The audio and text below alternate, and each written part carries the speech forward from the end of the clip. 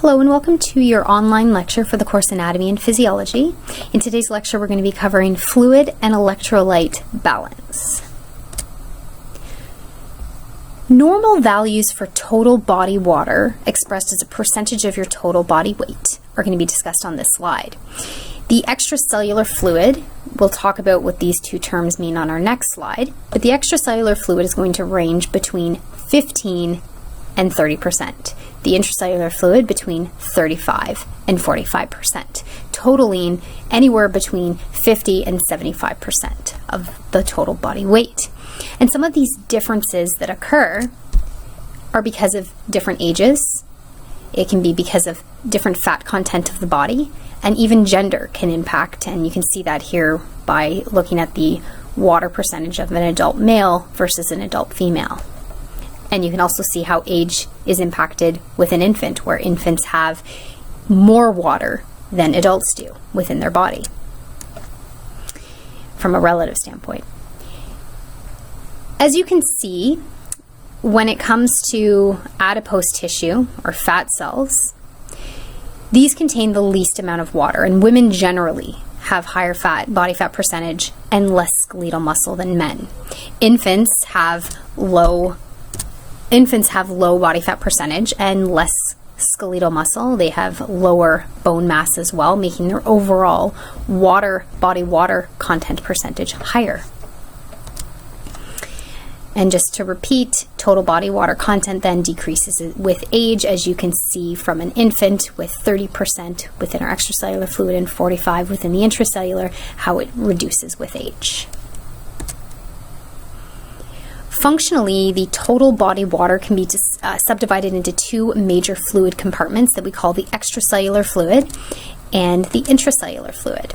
First up, we have the extracellular fluid. This consists mainly of plasma and the interstitial fluid. And the plasma, of course, we know is found in blood vessels, and the interstitial fluid is found surrounding cells. In addition, we have lymph, cerebrospinal fluid, and joint fluids that contribute to our extracellular fluid. And you can see on this image over here, plasma and interstitial fluid, which make up the greatest proportion of extracellular fluid within our body.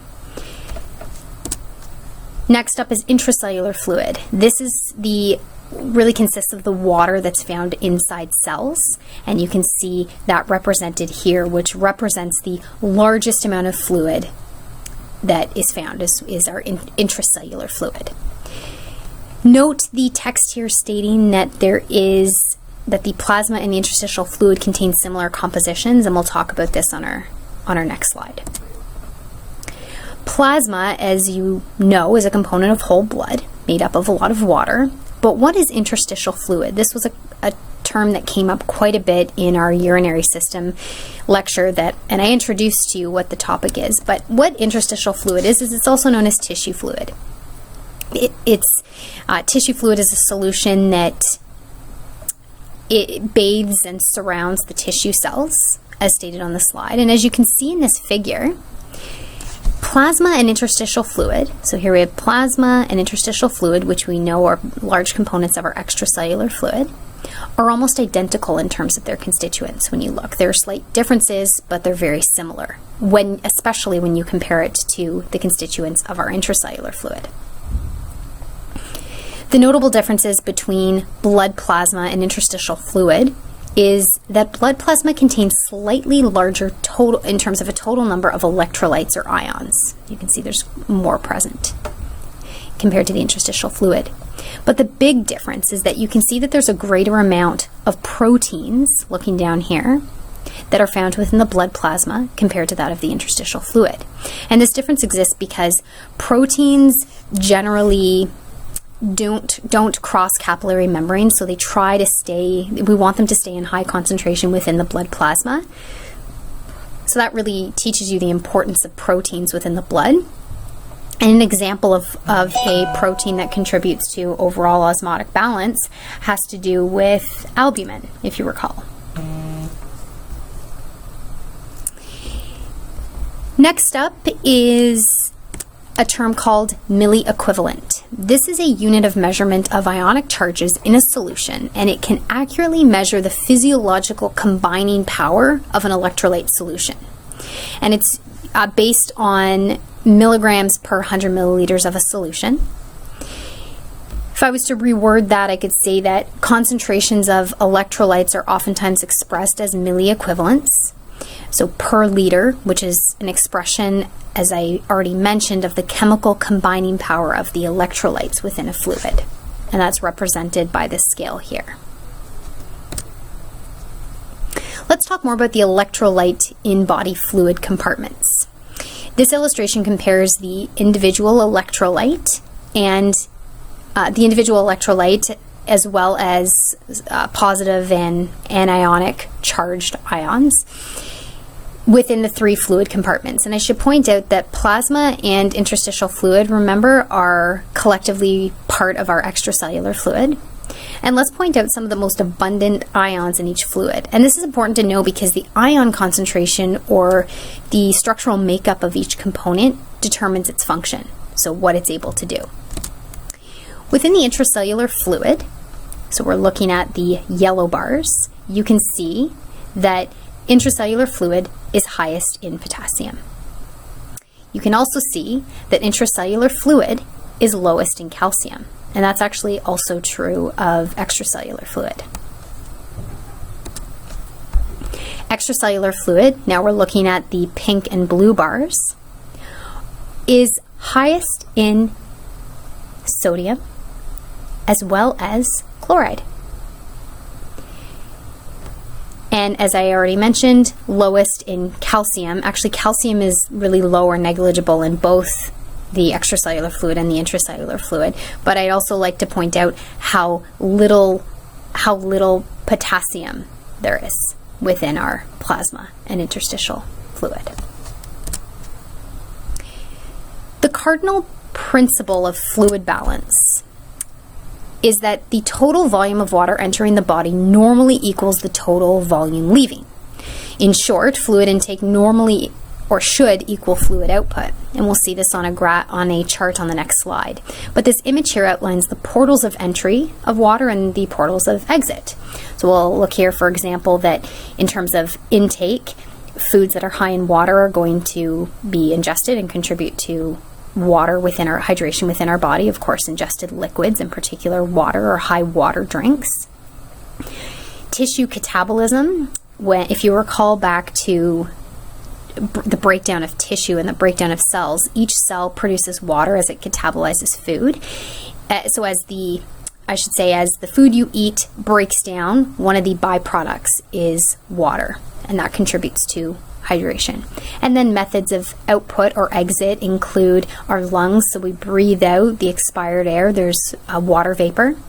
Our skin will sweat, our kidney will produce urine, and there'll also be some water that's excreted in our feces.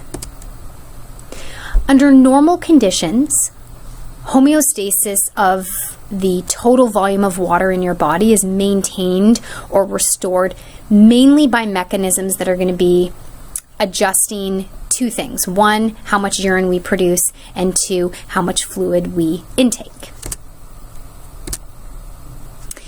And so what we can say then is that the primary mechanism is adjusting output in the form of urine.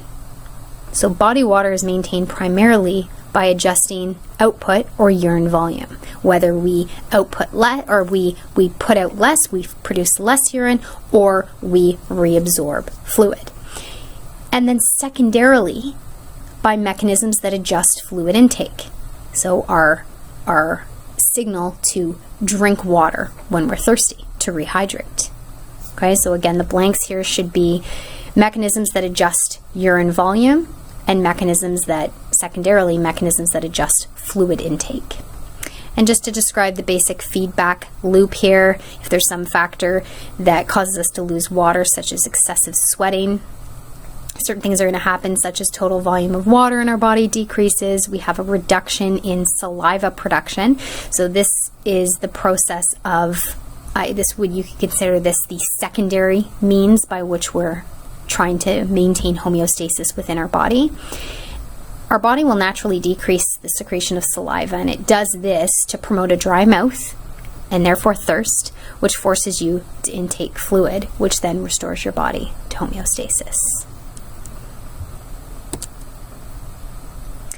The severity of dehydration can be measured by weight loss as a percentage of your total hydrated body. And symptoms can range anywhere from just being thirsty to muscle weakness and even kidney failure, depending on the situation. So you can see here that when you're thirsty, you've dropped about 0.5% of your total body weight in terms of water. And then you can see the percentage lost as dehydration continues. Clinically, dehydration is oftentimes detected by loss of skin elasticity, what's called turgor. And let's say you were to take the back of your hand and you were to pinch a fold of skin. When you pinch it, you're almost tenting your skin. When you let go, it should return to its original shape. If it does this slowly, it's a symptom or a sign called tenting, and this is where dehydration is suspected. Other abnormal conditions such as vomiting, diarrhea, intestinal drainage, this can all cause fluid and electrolyte output to exceed what you're intaking and therefore produce a fluid and electrolyte balance.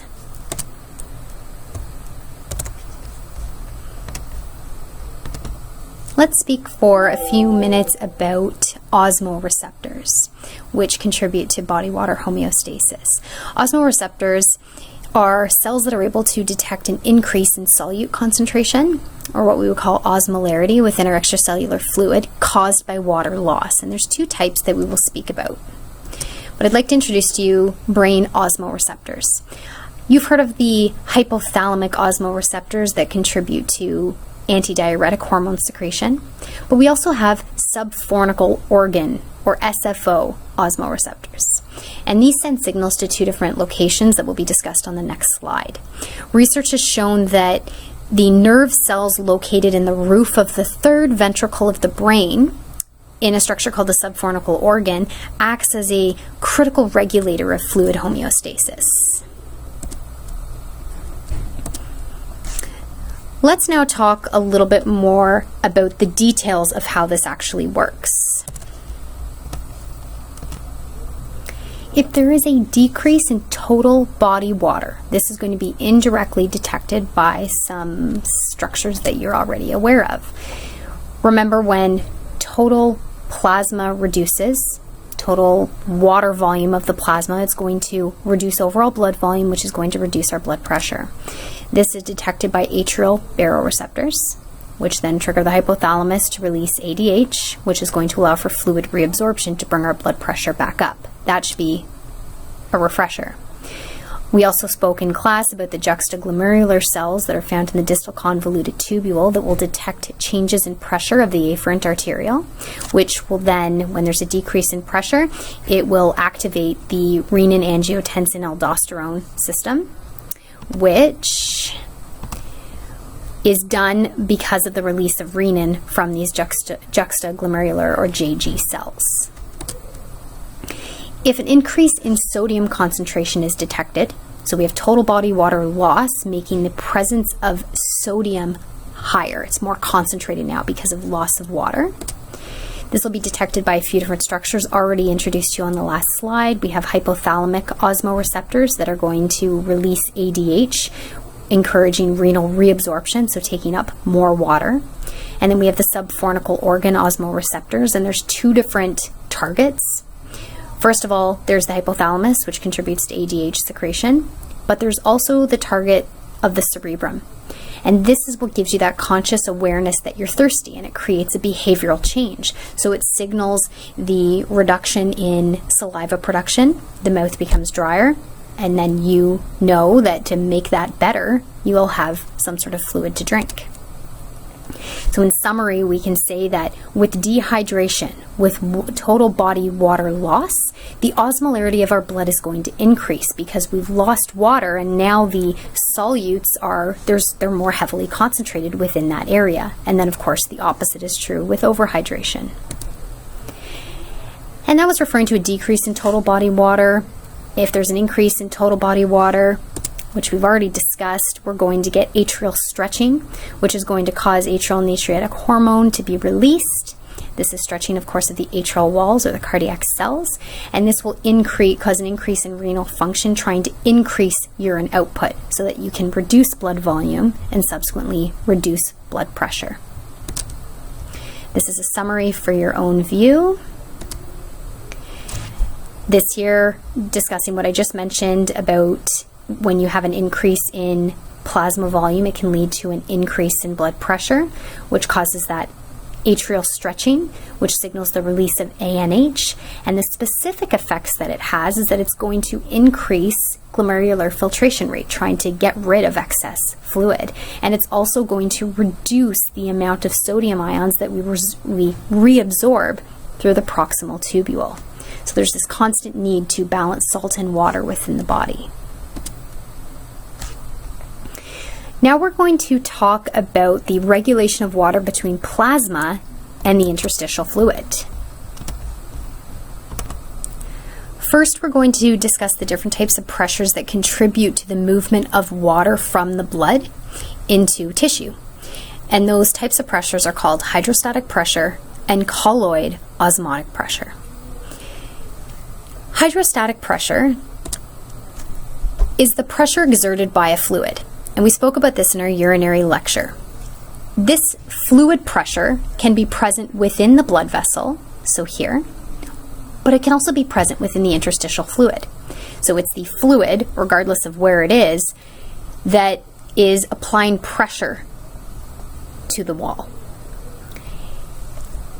Colloid osmotic pressure, which is discussed in the last point, but just to introduce to it in this image here. Colloid osmotic pressure is the osmotic pressure due to the presence of proteins or solutes. We spoke about this as well in class, within a fluid. So the higher amount of solutes within a fluid, the higher the osmotic pressure. And this osmotic pressure can be found within the interstitial fluid, and it can also be found within the blood. And this type of fluid, or this type of pressure, I should say, tends to keep fluid within the area. So you can see the different directional arrows here, indicating that the osmotic pressure tends to keep fluid within the area that it is, because of the high presence of solutes. It tends to draw fluid towards those solutes as well. And then the hydrostatic pressure is moving in the opposite direction.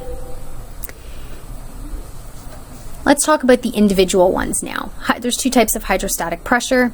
We have the blood hydrostatic pressure, which is represented here by capillary or capillary pressure. And as I already told you, this tends to force fluid out of the capillaries, but into the interstitial fluid. The interstitial fluid hydrostatic pressure is just the opposite. It tends to force fluid out of the interstitial fluid and into the capillaries.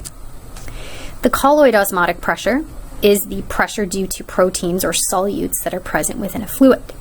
The blood colloid osmotic pressure keeps fluids generally within the capillaries, and usually it's determined by the number of proteins, as I already mentioned. And then the interstitial fluid colloid osmotic pressure tends to keep fluid within the interstitial fluid because there's less proteins here. And you can see in this equation here, which was introduced during the urinary lecture, that there's two forces that tend to push fluid in one direction and into one direction, and then there's two that encourage it into the other direction. So you can see this pressure and this pressure are encouraging movement one way, and this pressure and this pressure are encouraging movement in the other way. And we can refer to this equation here to figure out how we can determine effective filtration pressure. The rate and direction of fluid exchange between capillaries and interstitial fluid is determined by these pressures. And we'll see this in upcoming slides.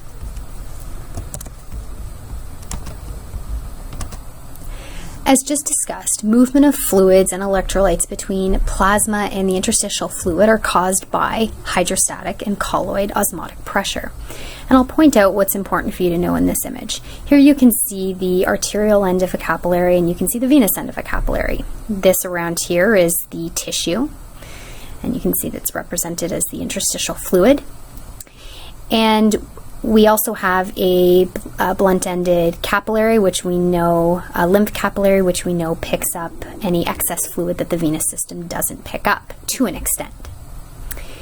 In order for this oxygen-rich nutrient blood to enter into the tissue, pressures need to be appropriate for it. And we need to make sure that the blood hydrostatic pressure and the interstitial fluid colloid osmotic pressure are high enough to allow this.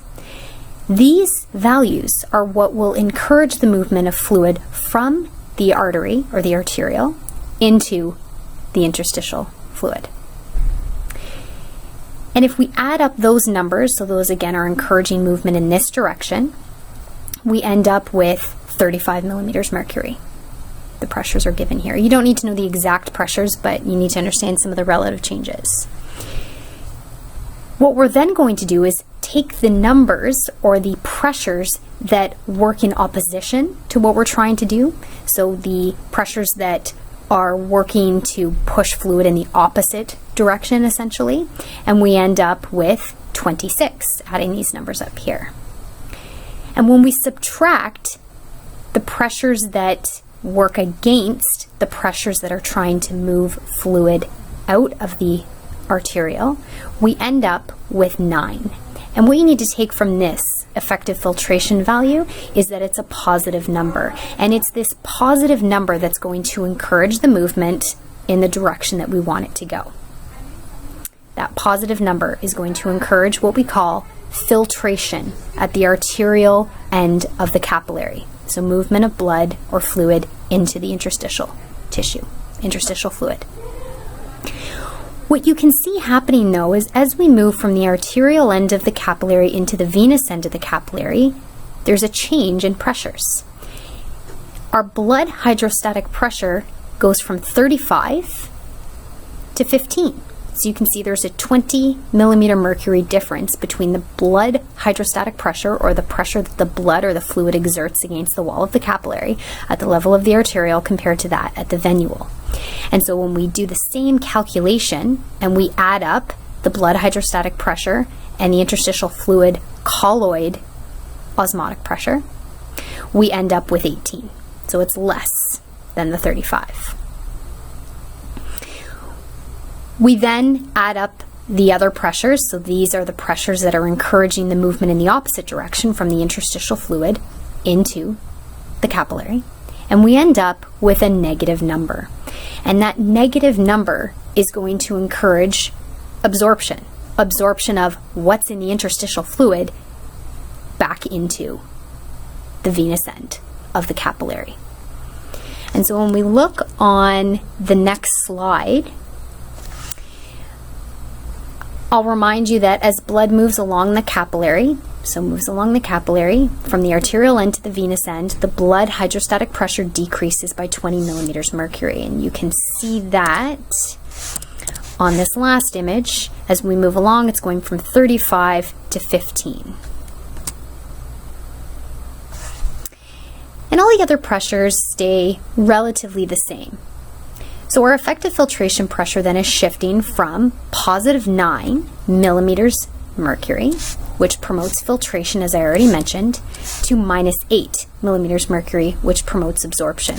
So back to this diagram again, we have the positive 9 promoting filtration or movement from here to here, and then this negative 8 is going to promote absorption, so moving fluid from here into the venous end of the capillary, where it's then returned to the heart.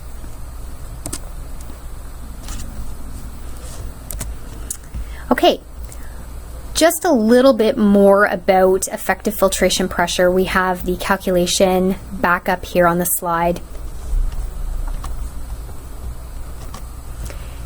Here you can see the calculations written out again for you on effective filtration pressure at the arterial end and the venous end of the capillaries, promoting filtration, promoting absorption, and your numbers +9 and -8, if we increase blood hydrostatic pressure, what will end up happening is a whole shift, because we don't end up, you can see here the 15 and the 25, and if all the other values stay the same, what you can end up seeing is that at the venous end of the capillaries, we end up with +2 millimeters mercury compared to the -8 millimeters mercury that would promote absorption.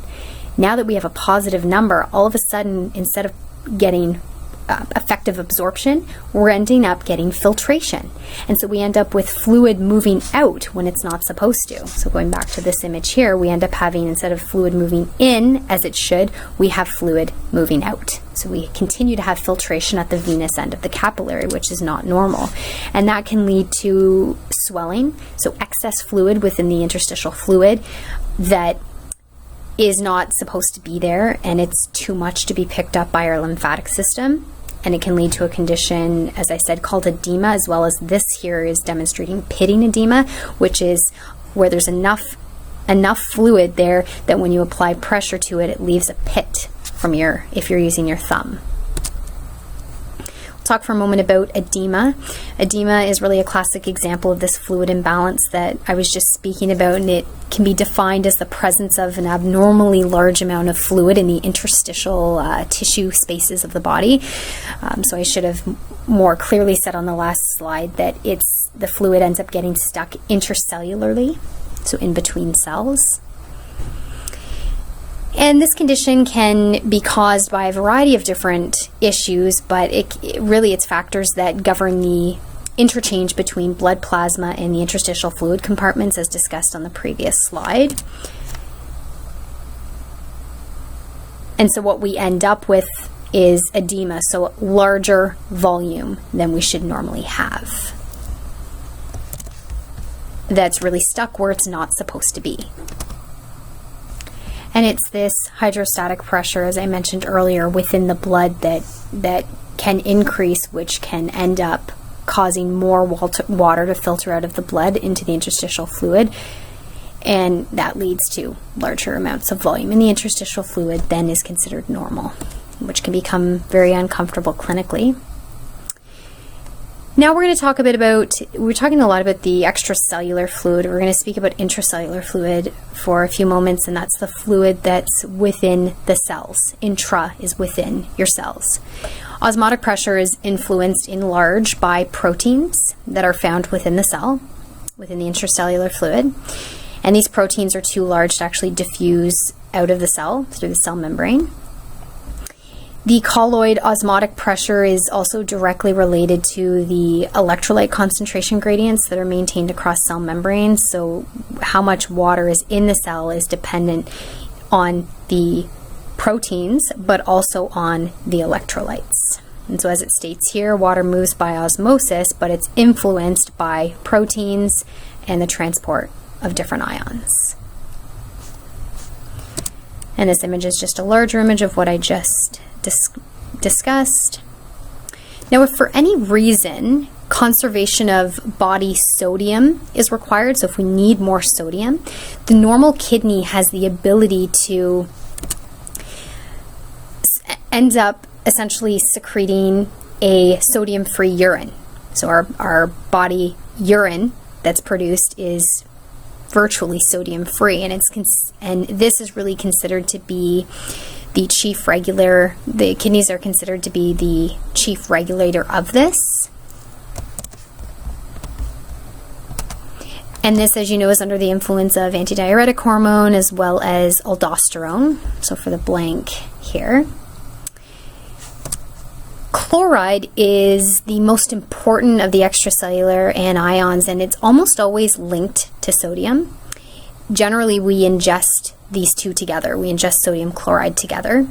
Sodium chloride is usually excreted in the urine in association with potassium. So when you have a chloride deficiency known as hypochloremia, it's usually associated with cases of potassium loss as well. People who have a potassium deficit, what's called hypokalemia, This oftentimes occurs when there's cellular breakdown that can happen during periods of starvation, if somebody is a burn victim, trauma, dehydration. These are all cases where potassium ends up being lost. And as an individual cells, as the cells in this person that's undergoing some sort of trauma, as these cells start to disintegrate, calcium will leave the cell and enter the extracellular fluid, and then it ends up being very rapidly excreted by the kidneys because our kidneys do not do a very good job in reabsorbing potassium. That's the end of today's lecture. Thank you for listening.